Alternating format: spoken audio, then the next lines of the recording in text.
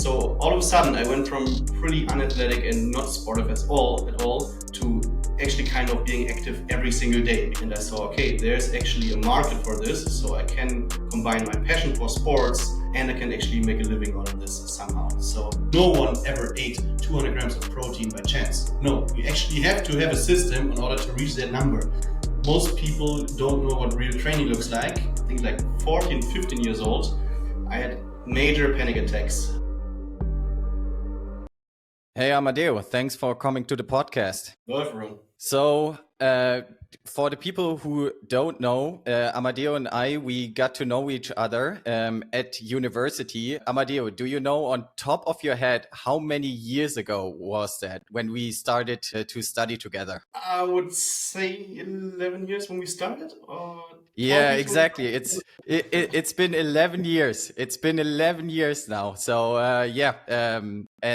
I think we both took very different trajectories. For people who don't know, we studied sports science together back in the days, and you became a very successful personal trainer, personal coach. So I'm really glad to have you on and to talk a little bit about your career, what you've been up to, what the future will bring, and really excited for this conversation.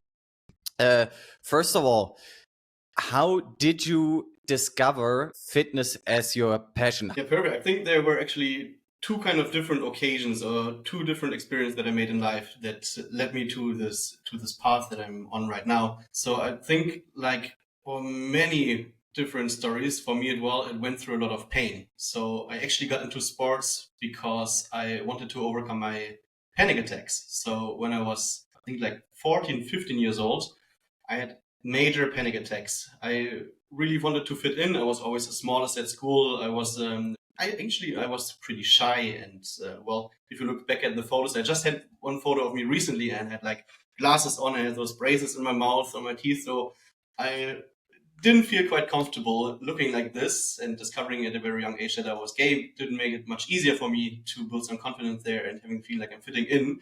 So what happened was that I started to do drugs at a young age, or drugs. Some people wouldn't even consider it drugs because it was basically smoking weed. But when you start smoking weed at the age of 14, it's not the best for your brain. So just a few months after doing it, I hit major panic attacks from it.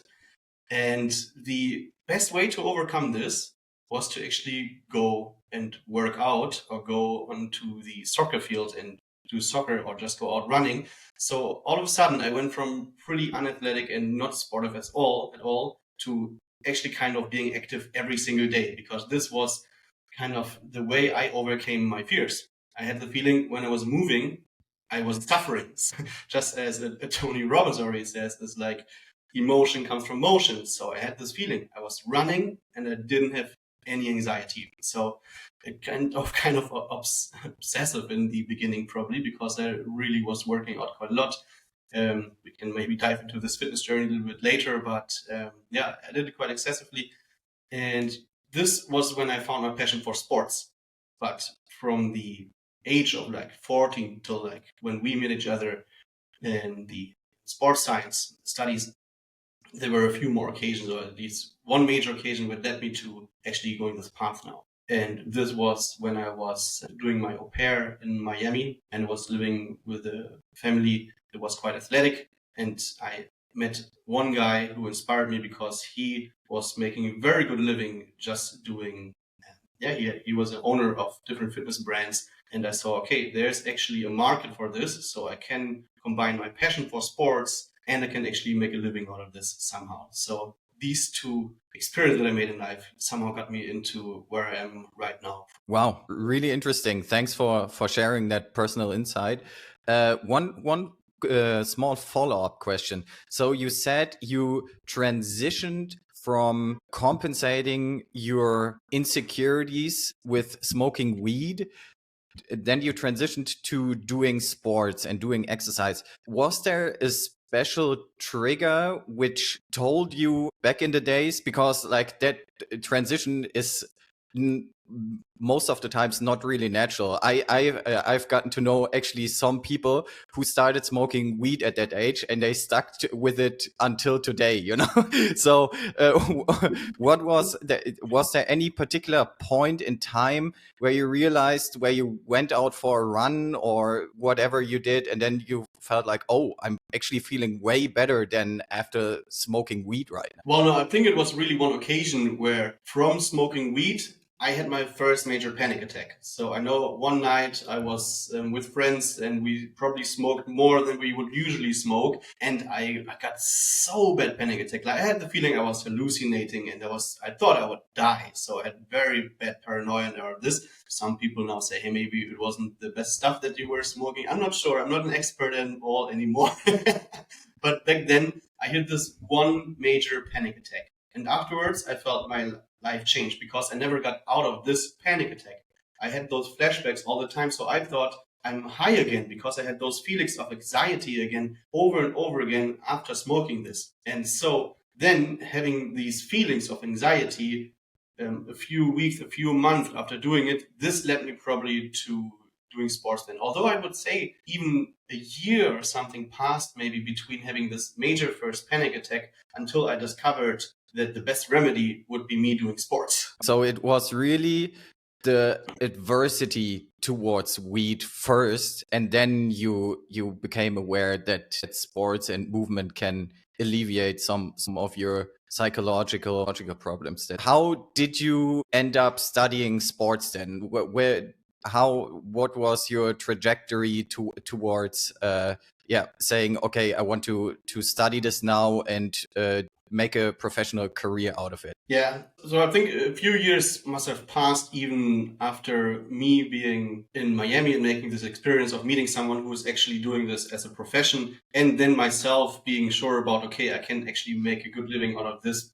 personally as me, because I was, of course, doubting myself whether this would work for me personally. I knew, okay, this option exists, but am I enough in order to pursue this dream? So that was definitely something I was struggling with.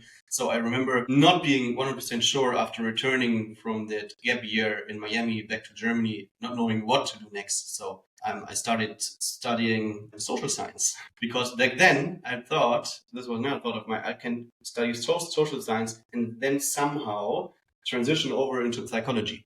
This was my plan, because of course I was majorly interested in psychology after having those panic attacks, going through therapy and just looking on this health path more from a psychological perspective. So I was like, okay, that's definitely something I should consider doing, because I was just majorly interested in this topic. So Germany as a system with university, yes, it's very easy to study. Once you finished your high school degree, you can study, and it's cheap, but you can't always study what you want to study. So I wasn't the best at school, which meant, okay, you need probably, if we're considering it as an American system, A in all the courses. So you need to finish the school with only A's on your certificate, which I did. So, so I had to study social sciences because it was the easiest to get in. Let's be honest. Yeah. But then after a semester of studying this and being in the city where we met both, so Magdeburg, let's drop this here. We're not as embarrassed of it anymore. I know, since studying, that's true. Everyone who knows it can relate now. Sorry. Yeah. Being in a social science course and trying to focus on the lecture that the guy is teaching you, but you're in your own head trying to write, new training routine or watching another YouTube video of anything sports related, was like, maybe I don't fit in here. I'm constantly just preoccupied with another subject. So what's the option there? And then I saw the best fit for me, because in Magdeburg, which is I think also one of the very few or only bachelor degrees in Germany where you can study sports science with a minor in psychology. So I thought, like, wow, that's actually perfect, because now I have both combined. I can actually go into the sports field plus just living my passion for psychology. I was, again, still doubting myself whether I'm going to be able to surpass the level that's necessary to get there, which is usually just, like a test, with a test whether you are capable of doing the sports science field thingy, where you're actually able to do this from a physical perspective. and whether I was enough to actually study psychology. But yes, in the end, so I made it. Came this imposter syndrome there, and as we both know, we both did a quite good job there in the field of sports as well as psychology. I joined the program in Magdeburg as well, because specifically the same reason. You could study sports science as a major and have a minor at the same time in psychology, which with our grades in high school, I think we had a similar GPA, if I remember correctly, was impossible anywhere else in Germany. So that's the same reason for me there. People who become really successful in their career most of the times don't do really well in school. I don't know if you want to comment on that, why that would be the case. Also, I do have made the same observation for sure. Yeah, because I think in school it's just so broad the knowledge that you're getting, and you can be only good at something very specific. So I'm working with a lot of clients, for example, that are extremely good in one field. So they are known for one thing that they're extremely good at. So it doesn't matter whether they were very good at geography, biology, chemistry, whatever at school. Now it only matters that they are extremely outstanding good at this one field. And so I think that's why it's not so crucial that you got actually very good grades when you're going to school. In order to make money, you need to specialize and be very successful in one field, and you don't need that broad of a knowledge. Then we are studying together, and during the studies, you were a huge inspiration for me, because you were passing on some inspirational books to me. But how did you get into all of that stuff? How did you get inspired? Did someone else inspire you? What was your journey there on the personal development side, I would say? Very good question, actually. So I remember during my studies, I was working as a show hand, I would say. So you're basically working at events where you're helping to set up the lights, the audio system, all these things. And the good thing was, at those jobs, you were always working with someone else, and you had a lot of time to talk to someone, because if you had a 12-hour shift to just hang any kind of lights into the ceiling of an event hall, you had a lot of time. And interestingly enough, it was one guy that I spent a whole shift talking to, who was very much into apparently this kind of whole personality development as a broader term, I would say. So he was then referring me to, well, you can drop the name here, Bodo Schäfer was probably the first book that I read in this area, and that we also talked about when we were studying together. So I think it was only that I got into reading those authors and listening to those podcasts when I met this guy. However, it was more again that I felt, okay, it's just the right time for me to hear these things. So I was always someone who was very much interested in growing and contributing. So having any kind of ways where I can learn more. Yeah, if it's something learning that I'm interested in. So we're not talking about grades at school again, but again, when it comes to psychology or sports, something I was always like, okay, I need to learn more about this. So, and this was probably one lucky occasion again that put my life into this trajectory. That's so cool. What random jobs and interactions can do for your life. That's a really awesome story. So, okay, yeah, that was more, I would say, already towards the end of our studies. And then after our studies, you moved back to Berlin. I moved to Cologne to study in a master's program for sports psychology. You got really into this personal training, personal fitness brand niche, and very successfully. So maybe we can talk now about your professional career and how it developed since you finished the sports science program up until today. Yeah, nice one. So I did go to Australia after the sports science bachelor. I think this is when you were starting in Cologne to study sports psychology as a program that I couldn't join because I was not good enough at English. And this is where kind of my sports career started, because I decided to go to Australia and do a certificate 3 and 4 in fitness. For everyone who's not in Australia, they won't know what that means, but basically it's what we would here call a gym instructor and personal trainer certificate. So it's like a year worth of you going through a training in order to become a personal trainer. And, well, I was again mostly doing any kind of random jobs in Australia, meeting awesome people and having conversations like the ones that I had that I already talked about. But the best thing was in Australia that I started this program of becoming a personal trainer. And this is where I think my journey began, or just got a little bit deeper in terms of what I'm doing now. You still like Australia a lot, and describe to me how do you perceive the country? What did you like about living there? Yeah, I mean, you were there. Yeah? You met me there. We spent I think 2 weeks together, traveling around a little bit in Australia and just enjoying our lives there. And I think a few things that I love about Australia is that first thing first, people are extremely nice. So when I'm somewhere abroad, I'm always realizing again how unfriendly German people are. And this goes directly against my values, because I would consider myself as a kind person. So I'm always, when I'm interacting with anyone in life, I'm trying to be as kind as possible. And because I want to be treated the same way. But this means when you're in Australia and you have an interaction, 99% of the time, it's very kind. So people are actually feel like genuinely curious about you and, I don't know, giving you a nice compliment or whatever. So it's just a very nice interaction every single day. And I think secondly is I'm a sucker for sun. So that's again another thing right now. It's November here in Berlin, so it got kind of cold. I'm lucky that I'm just coming from Spain, where I spent a few weeks. But I need sunshine, and this was in the city I was living in, Melbourne, definitely got more sunshine days than Berlin here. And nature and wildlife. Yeah? So especially, you remember, we were just going through the national parks, and I guess amazing. We don't have that here in Germany. So I think these are the three main reasons. Plus, Australian people, from my experience, are working to live and not just living to work. So that means it's totally fine in the afternoon to meet some friends and having a few drinks at a bar somewhere, which is not so normal, but maybe it's just a mixture of unfriendly people and no sunshine. I don't know.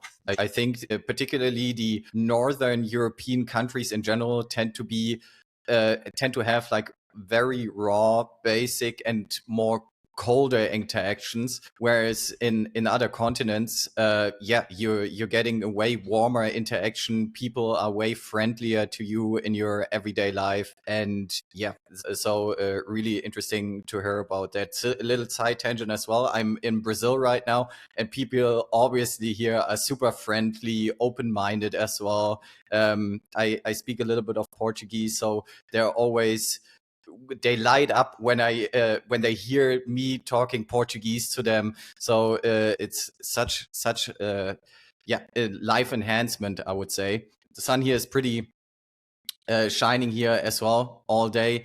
So that's pretty nice. Summer's coming up, best time of the year. Brazilian Carnival is around the corner. So yeah, people are very happy here. Back to your career. So you did your personal trainer license or fitness instructor license, as you said, in Australia. Then you went back to Berlin. You started with the company Beat 81. So describe to me a little bit like your first steps into, I would say, self-sufficient work, entrepreneurship. Yeah, I mean, when I came back to Berlin, I was pretty much broke. So I remember I spent another 3 months traveling after leaving Australia. Or in the end, I mean, we were traveling already together. Like in January, February, I was traveling with my brother. In March, I was still traveling. In April, I went to Asia and then back to Berlin. So I came back to Berlin basically with zero money in my bank account, or minus zero probably. I remember one story that in Vietnam, I came home to the hotel room and I jumped onto the bed and I had my glasses lying on the bed and it went crack, so it broke. And in Vietnam, I just fixed it with a little bit of glue and everything. And then back to Berlin, I needed new glasses. And then I went to the store and they were like $300. I was like, fuck, I'm actually having no money in my account after traveling so much. So it was like, I really was rock bottom in terms of my financial success, or non-success. So I need to make a change quickly. So what I did was basically just trying to get any kind of personal training clients that I could take care of and help them to reach their goals. Interestingly, company which you've already mentioned is BD1, who just opened basically in Berlin. So it's a fitness startup which is focusing on group classes with a heart rate monitor, so every participant can monitor their heart rate during the classes. So it's usually high intensity interval training, and it's a huge hype. People love it. So it's been growing, and I was part of the growth the last couple of years. And so this is where the story began. I was asked to buy a franchise license for BD1 after 1 year working for them as a freelance coach. And I took the chance back then, which was the first time that I got into kind of entrepreneurship, because all of a sudden I was able to onboard my own coaches in taking care of kind of my own client base. Maybe we can talk about high intensity interval training because it became popular over the last decade or two. What are the main advantages, in your opinion, when it comes to high intensity interval training? And then we will talk about also a little bit of the drawbacks as well. Yeah, I mean, the main advantage is, I think, kind of obvious because it's very time efficient. Yeah, so those classes are 45 minutes, which include the warm up, which includes that they know what to do. They have the main workout, they have a group fun challenge, and they're having the stretching. This is all covered in 45 minutes. And so this is, I think, the main advantage when it comes to high intensity interval training. Plus, of course, when it comes to cardiovascular fitness, you can very much improve your cardiovascular fitness with high intensity interval training, as I mentioned, in a very short amount of time. And as you directly also asked for the disadvantages, I would say is that, first of all, if a completely newbie is doing it, it has, of course, a little bit more of risk of injury if not done correctly. However, I have to admit that in my class, personally, never anyone has injured themselves, but of course, also as you're giving always some kind of beginner and advanced options, and so that everyone can follow along. But the main drawback that I'm seeing is that people having too high expectations of what it can do for them. So they're expecting that doing high interval training will help them drastically with building up more muscle mass and strength while reducing body fat as quickly as possible. So I'm sort of having people that did one class and saying, hey, they're going to stay for another one because I want to look as lean as possible. And this is, I think, they're not seeing the point in terms of, hey, if your goal is to build muscle, then you need to train to build muscle, which is different from what you're doing right now in that class. And if your goal is to really get lean, you should be also looking into having a structured nutrition instead of just hitting another HIIT workout for the 14th time this week, because in the end, you're probably just damaging your metabolism than building it. So I think it's good as an accessory. So as I'm still running the franchise, I'm of course highly promoting group HIIT classes because yes, they are time efficient and they help you to stay fit. I mean, yeah, you're going to drop your own routine in a second, please. But you're doing quite a lot of HIIT training and you're looking super ripped, but you're also aware of your nutrition and your strength training. So yeah, I think it has advantages of time, disadvantages of not always delivering on all the expectations that people have from it. Obviously, always depends on your goal, right? Like you already said. But for example, for building muscles, it's not the optimal training, I would say. And also, it can be, like you said, it can be an accessory. It's very beneficial to your health to get up your heart rate once or twice a week. But people shouldn't rely solely on high intensity interval training, as they also wouldn't rely on only broccoli when it comes to diet. So then you started having these group classes, but you were balancing that with individual training as well, or was that at a later point in time? No, there was kind of a mixture. Like I found out myself talking to you right now that so many times in my life, it was just like one lucky occasion that led me to one thing, meeting one person or something. And this happened again when I met one coach here in Berlin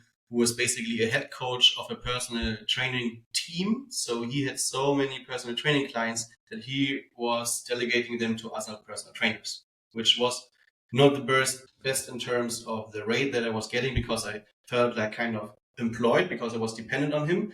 But it was so easy to get very good at my craft because I was all of a sudden doing so many personal training hours. Plus you're meeting so many influential people, which then referring you out to other people. So all of a sudden I was growing my own personal training business at such a rapid pace, plus having the franchise business, which also grew month by month.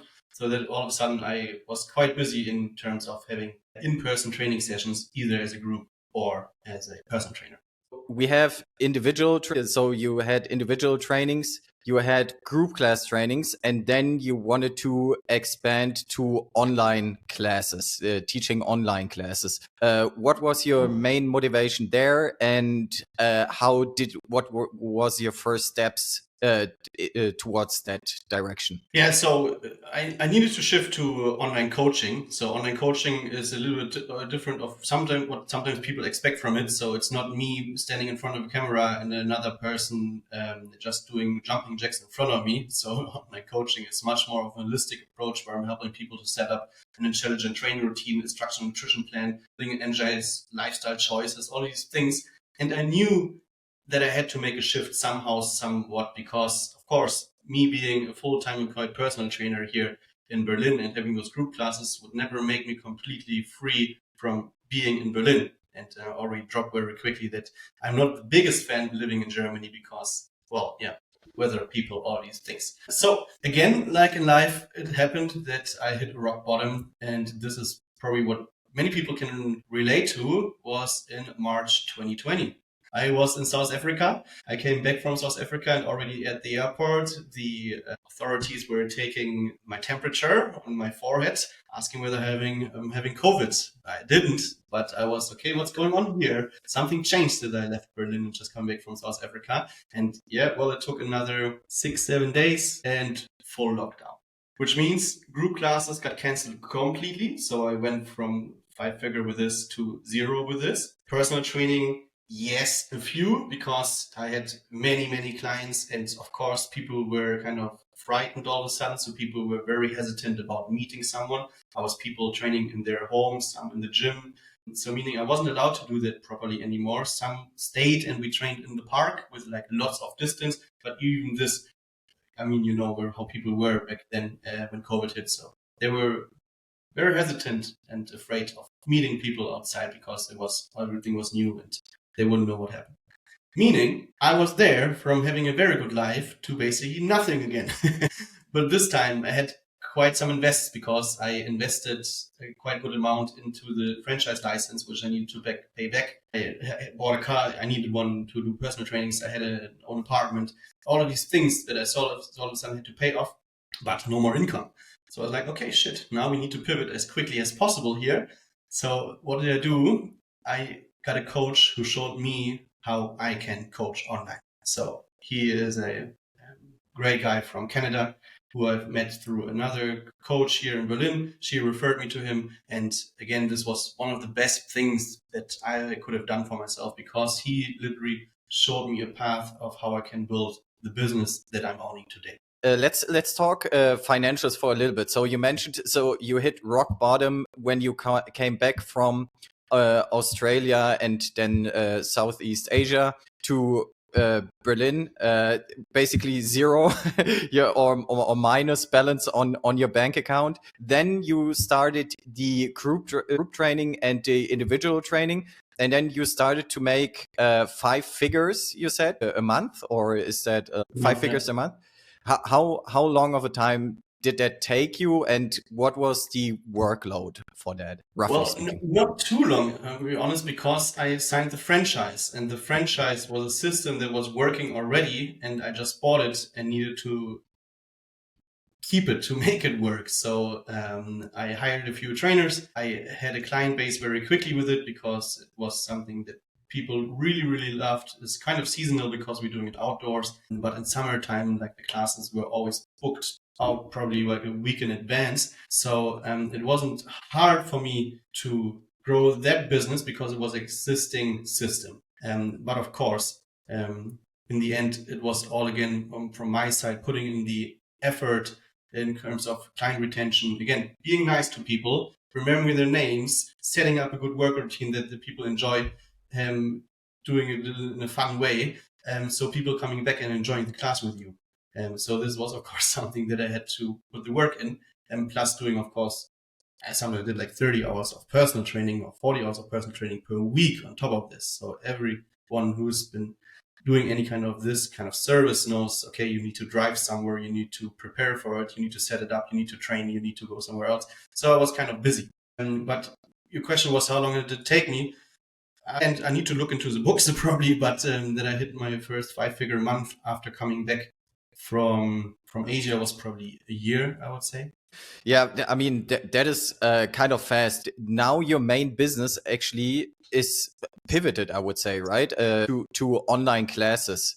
How was the growth there? Was the switch from offline to online very hard, very difficult? It was hard, definitely, because I mean, you need to sell your service to people online somewhere that don't know you. So I couldn't get the grab of people in Berlin who were used to doing personal training with me. So they stayed on personal training or quit personal training, but I didn't really get them into online coaching because it's a kind of a different approach. However, of course, for me in the beginning, it was hard to build a good client base because, well, you need to all of a sudden put yourself out there, which means you need to get visible. And whether this is something that we're doing right now, meaning doing a podcast all of a sudden, putting content out on Instagram, doing live streams, writing a newsletter, putting out ads, all these things were like a huge mountain in front of me.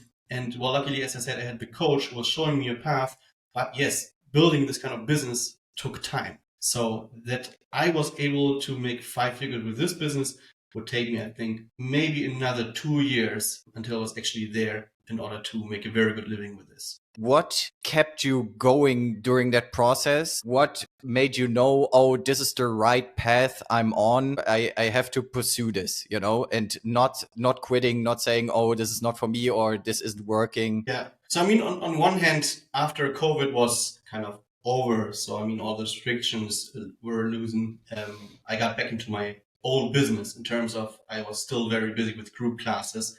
Plus, I onboarded a few personal training clients again. So I was kind of busy. And if we just talking from a complacency standpoint, I would have been fine just continuing with that lifestyle. Yeah. So even though I had a few very rough months, like probably many businesses during COVID, the business quickly came back. So that was good.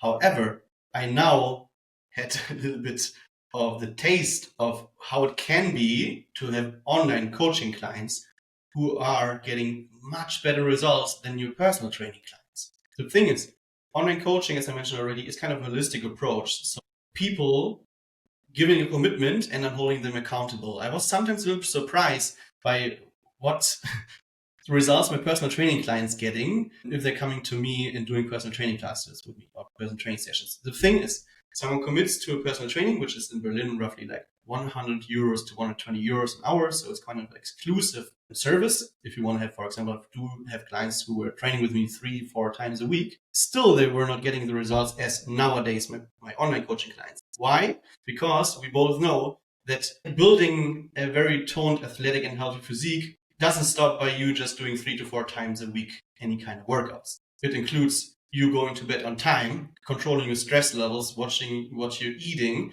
watching how much you're drinking. All these things are playing a huge role into what results you're getting. And this is what I loved about online coaching. I all of a sudden had a coaching program which led the people through a habit building process where they learned, okay, maybe this week we're focusing on, hey, I'm actually eating like an adult and getting my protein and vegetables in. Then I'm deciding also again like an adult not to go to bed at midnight after drinking 3 energy drinks. So, and all of a sudden holding them accountable and they hold themselves to a higher standard and me checking in with them led to much greater results than my personal training clients. I all of a sudden was flexible in my working hours. I didn't trade 1 hour of mine to this amount of money. No, I was able to charge a monthly subscription or a prepaid program where I then was able to work from wherever. So, I mean, as we did, for example, live with you for a little bit in Portugal, or as I said, just coming now back from Spain. So this was where I was like, okay, yeah, this is the future for myself because clients getting much better results and I can live the lifestyle that I want to live.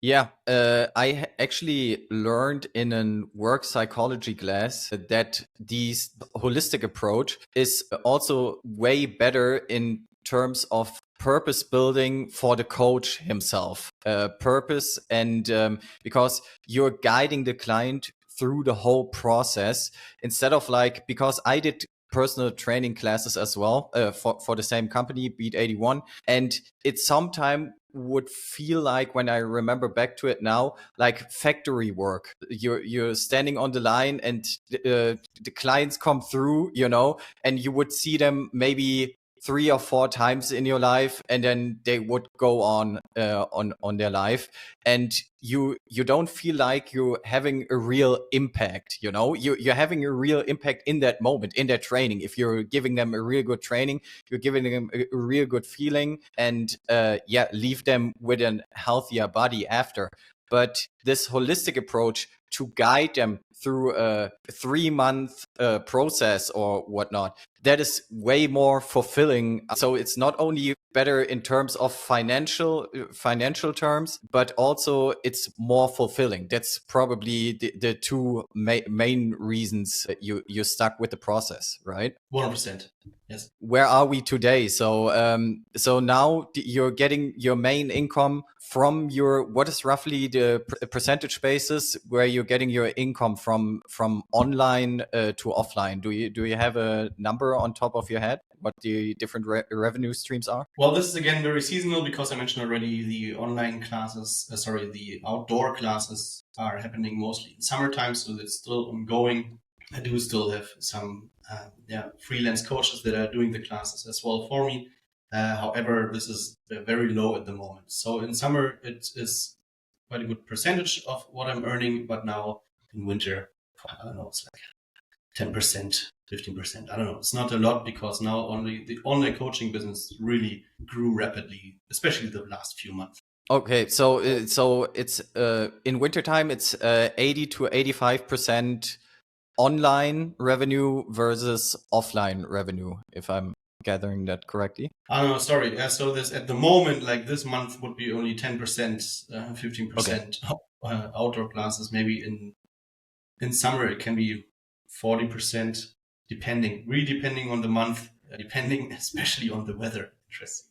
Yeah, so it's very, like you said before, it's very seasonal as well. And I think I can also congratulate you, right? I mean, last year you hit your first 6-figure year in gross revenue, right? Yeah, I made, I have to look it up whether it was last year or the year before, but yeah, I'm now constantly above 6 figures. What would be your advice maybe to other people who are maybe struggling a little bit to find their passion? Do you have any, I would guess, life advice for them, how to find your own personal passion? Yeah, I mean, tough one. I think just a few learnings again from just talking to you today, when I look back at my life, it was always a little bit of, coincidence, being lucky, whatever this means, just like meeting a person that is highly influencing you. Yeah. So actually having this one encounter with a person, one talk, can change the whole trajectory of your life. So I think it's very good to be open about what books do you read, which information in general do you consume, who are you talking to, who are you meeting. So it might be always a good idea to be just open to meet new people anyways all the time, because I've met some very amazing, influential and inspiring people along the way. And just looking back at it right now, I felt like, okay, some of them really influenced me in a positive way in order to help me to find my passion. Yeah, that's cool. And I think another one is just put yourself out there. You know, what you always did, like you tried many different things that maybe other persons wouldn't do, you know, like building up a stage for 12 hours, right? It's while studying sports science, like some people would say, oh, what am I doing this for? You know, that doesn't bring me any value. But it goes to show in your example that you actually can get value out of that if you're constantly putting yourself out there and be open-minded and are looking for opportunities. So true. Yeah. So I actually want to talk to you also about setbacks a little bit before we look into the future and what the future might bring. So maybe you can describe one or two occurrences where you said, oh, damn, now I'm not only maybe from a financial perspective, but more like psychologically. Now I'm feeling super down. What kept you going in that moment, and what were the lessons in hindsight? Yeah, I mean, we already elaborated that I hit rock bottom basically twice, at least from a financial perspective. This was when I came back from Australia, as well as when it hit COVID. At least COVID was completely out of my control. So having this setback was nothing that I had any influence on. So, and as I already shared the story, for me, in hindsight, it was definitely something positive. Yeah, so this was one setback where you just need to make the best out of it. And I think some of the people really suffered from it, and some were always looking at the situation like, okay, what can I do in order to pivot this and make the best out of this? So I know other personal trainers who were greatly suffering, and they were not pivoting online. Yeah. And if you're just sitting at home and feeling pity for yourself, of course, it's hard to change anything. So always being courageous and going out there and trying something new is, I think, the best thing that you can do. And this was definitely one of my setbacks. The other one would be maybe making some bad investments in terms of, yeah, I did, for example, did invest into a coaching, which from a gut feeling I shouldn't have, which was also like a 5-figure amount, where I was like, okay, this is going to help me to pivot my business again and to grow rapidly. Although I already felt about the coach, I was like, maybe we're not having the same values. And I should have listened to my gut feeling, because it turned out that very easily I got very stressed from this guy. And I felt like, okay, I can't respect you. We're not having the same values, so I'm probably not implementing what you're telling me. So I think this is one thing that everyone should consider when hiring someone or making any kind of these decisions. It's a gut feeling. If you're trusting this person, if this resonates, if you're feeling this person is capable of helping you, go for it. Otherwise, trust your gut, because I was like, okay, this money is gone because I'm not going to get a refund, but I'm also not going to implement any of the stuff that he's asking me to do. Now, have a look into the futures. Do you set goal for yourselves in terms of financial life? I don't know, personal life. What is your goal setting process? Maybe do you have like a routine for that? And then maybe you can go also into your goals that you set for yourself, if any. Yeah, 100%. I mean, financial goals is always very difficult, because you're just going to shift this number further. So if I hit my first six-figure months, perfect. Then you're hitting first 7-figure month, whatever. So you're always shifting this number further away. It's, I think, like drawing a line in the sand that will never end. Yeah, because you will never having this feeling like, oh, all of a sudden, wow, I made it. Yeah. So I had the situation that I was discussing with another coach recently, and we shared the numbers, and I shared what I made in revenue, and he was like, hey, wow, your life must be awesome. Yeah, it's like you have no problems anymore. No, opposite is the case. I do have problems, and I feel like problems just shifting. And so for me, it's, of course, financial goals are amazing, but especially in the last few months, I've realized that it can lead to a lot of frustration. So even like in my probably biggest month, I was feeling the most miserable. So it doesn't correlate so much. Yeah. So, and that's what I expected. So I was like even feeling more miserable, because I was like, hey, you need to be happy now. You hit those numbers. So like, enjoy. But pressure is rising. More people want something from you. You're having more, things that you need to pay for. And so that makes it difficult. So financial numbers, tough, but impact numbers, better. Yeah. So I do want to help, of course, as many people as possible with that business at the moment. And so definitely that would be a goal in the next year, to hit at least 1,000 clients, helping in total that went through the process of me helping them to build better lifestyle and better habits for them in order to build the confidence in the life they want. How many clients did you help already? Hundreds already, yeah. But I need to look into the system in specific to know the exact number, but somewhere beyond 200. Impressive that you can achieve these kinds of financial results already with 200 clients, right? Yeah. Well, we're not forgetting that I'm still doing personal training as well as group classes, kind of, or at least having this group classes business. Plus, I'm still working with personal training clients, even though I do not have to really. So I could just live with online coaching only. But I build a very good connection with the personal training clients that I'm having. And from an egotistical perspective, I also have to say that probably I'm sometimes learning more from my personal training clients than they're learning from me. No, so it's like seriously, having these kind of high level individuals as personal training clients can teach you a lot about any kind of area in your life. So, and that being said, yeah, I helped 200 people online in my holistic coaching program, which I want to, as mentioned, grow to 1,000 people at least. However, yes, my number is also coming from doing regular personal training as well as group classes. Yeah. So one last question on the technical business side, I would say, what are the most important skills? Because obviously you had the training knowledge, right? I mean, we studied sports science together, so I guess it wasn't the training knowledge that helped you. What are the main bottlenecks for people creating their own business or getting successful in their own business?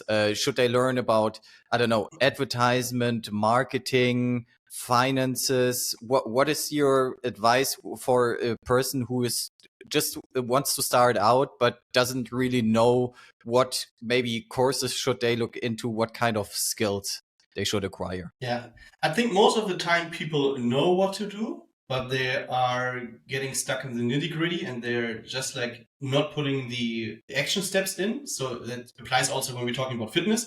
I mean, if I ask a person who is not super happy with their routine, what are 10 steps that you can do in order to look super toned next year? They're going to write you this list down. They will be saying, hey, I should probably eat more vegetables, eat more protein, hit the gym more regularly. So it's not about the knowing, it's about the implementing. So having higher standards and shifting those, I should do this into I will do this, I must do this, because otherwise I will not end this kind of suffering, this kind of pain. So when it comes to business, I think it's the same. Yeah.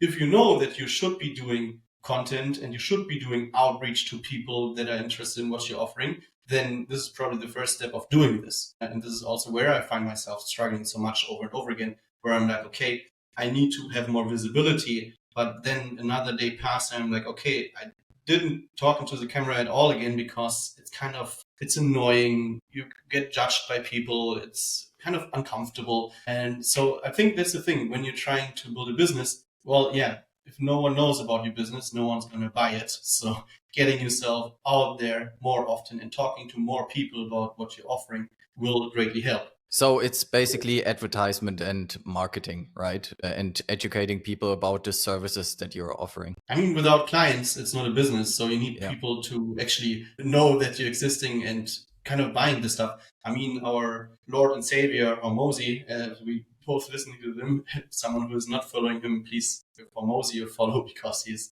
greatly inspiring both of us. He said, well, you have this first quadrant. What you do is you're doing outreach. You're letting as many people know what you're offering. Yeah. So if you're just in your head having this, okay, maybe I can help people with this one, and it stays in your head forever, and you're never getting in this kind of extraordinary world where you're putting yourself out there, it's going to be tough for the people to actually start even working with you as they don't know that you exist. Yeah. And this is something that I saw, that I just started to talk to as many people as possible that I'm offering this kind of stuff.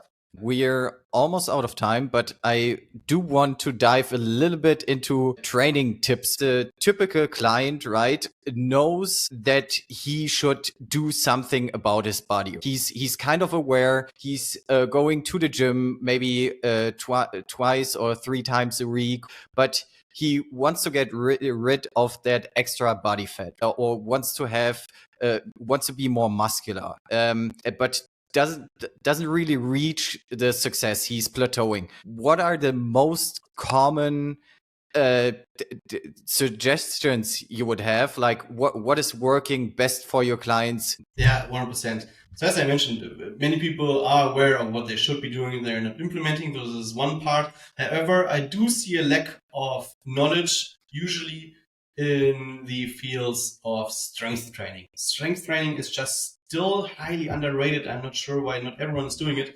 If I ask you, hey, do you want a magic pill which helps you to boost your immune system, boost your confidence, build more strength, make you sleep better, longevity, all of these things? Yes, there is one magic pill, and this is strength training for sure. Yeah. And as I already mentioned, people just going to a HIIT class and they are considering this their strength training, and maybe they go to but they're doing very, very much random stuff over there. So I do see them hopping from one machine to they're doing a leg press for 12 to 15 reps.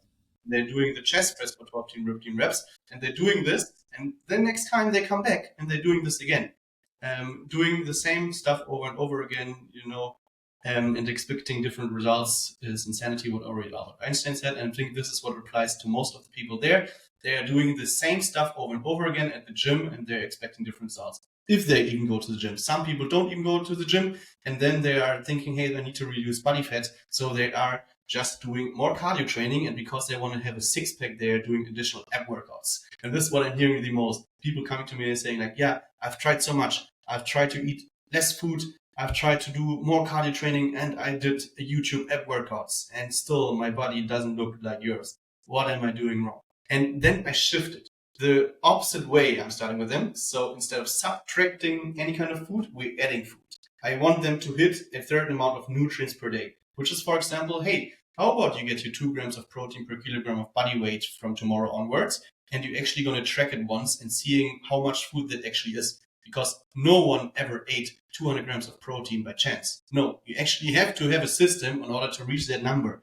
And if you're then pairing that amount of protein with, and I need to define it as progressive strength training, not just going to the gym and doing some random stuff, but progressive means you are getting better every single time you're going. If you're doing these things, you will be seeing results because you're building more muscle mass. Muscle mass means you're automatically having better testosterone levels.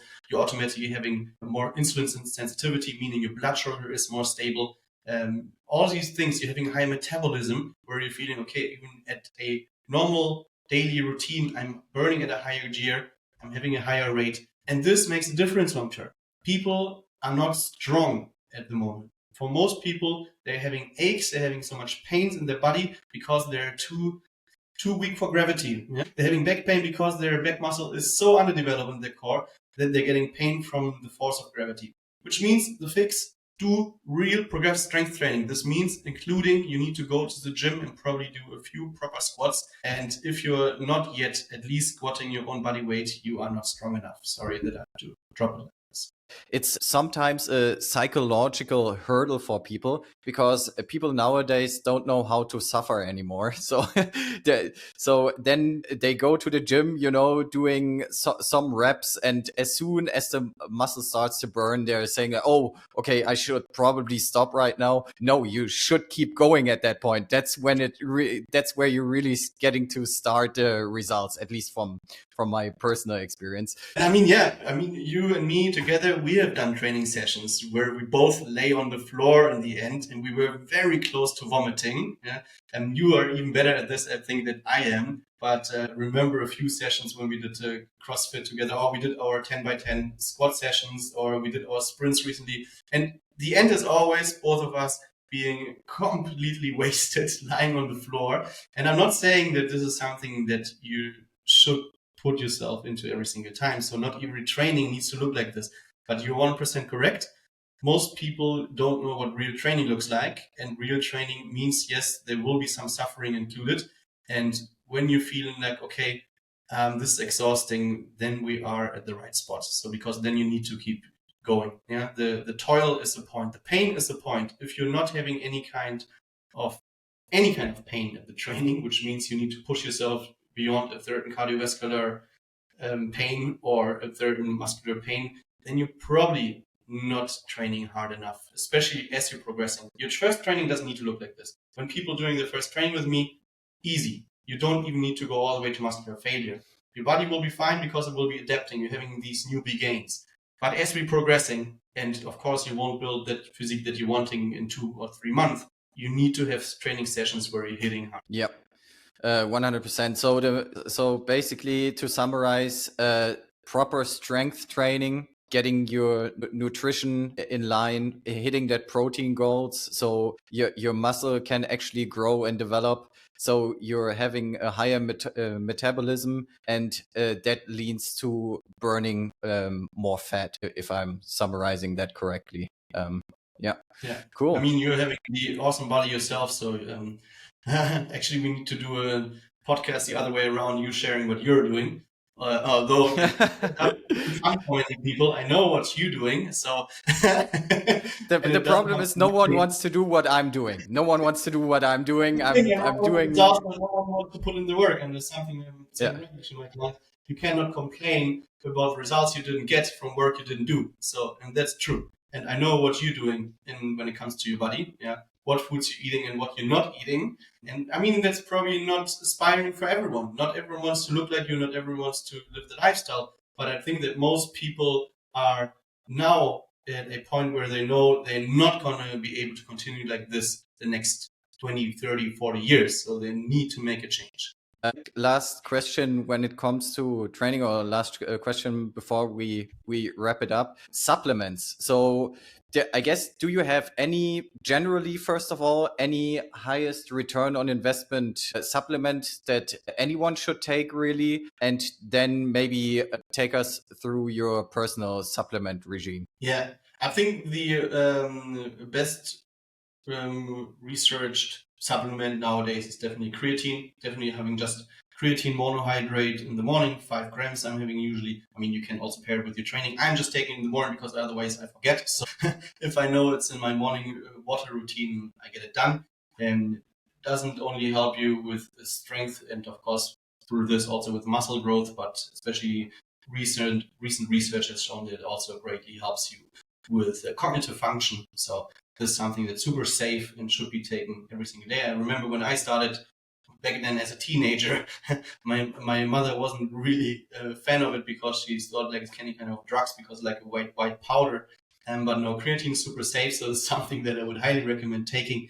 And magnesium as part of your routine in order to recover faster from your workouts, as well as having better sleep, all of these things. So magnesium is involved in so many different pathways in the body. And so this is something that I do recommend every single day. In Germany and most of the countries where there isn't as much sunshine as probably in Brazil, where you are, a vitamin D supplement. Most people are vitamin deficient. So this is something that I'm taking on a daily basis as well. And well, I think those 3 are definitely always going to be compulsory. Maybe also an omega-3 product, yeah, a high quality with high EPA and high DHA in order to make sure that we lower inflammation. Personally, because you asked about my personal regime, I do take amino electrolytes before workout. So it's going to be my pre-workout shake, and then during the training, a amino electrolytes, and then I'm going to have potassium after training for recovery. Cool. All right, thanks. Yeah, I think we covered a lot today. Thank you so much for coming on. Before we wrap it up here, where can people find you online? Maybe tell us your Instagram or your main source where people can find you. Yeah, I mean, easiest, you can just put my name to Google. It's everywhere the same, whether you're going to LinkedIn, Facebook, Instagram me, it's Amadeo Aram. So it's basically AMADEO ARAM. All right, perfect. Amadeo, thank you so much for coming on. Maybe we will do this in the future when you hit the 7 figures. I think that will be a good milestone to come back onto the podcast. And yeah, best of luck. Thank you so much for your inspiration you gave me over the years, and glad to have you as a friend. Thank you for having me. Thank you, Nico.